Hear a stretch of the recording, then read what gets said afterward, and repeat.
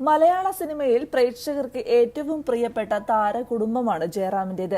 നടി പാർവതിയും ജയറാമും പ്രണയിച്ച് വിവാഹം കഴിച്ചവരാണ്. അന്നു മുതൽ കുടുംബത്തിന്റെ വിശേഷങ്ങൾ അറിയാൻ കാത്തിരിക്കുന്നവരാണ് മലയാളികൾ.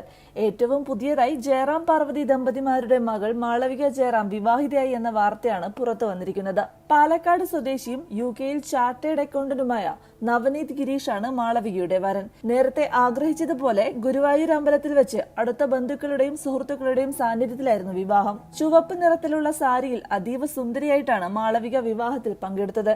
സാധാരണ ഗുരുവായൂരിൽ വെച്ച് കല്യാണം നടത്തുന്നതിൽ നിന്നും വ്യത്യസ്തമായ ശൈലിയാണ് താരപുത്രി സ്വീകരിച്ചത്. മാത്രമല്ല, ജയറാമാണ് ചക്കിയെ കല്യാണ മണ്ഡപത്തിലേക്ക് കൈപിടിച്ച് കൊണ്ടുപോകുന്നത്.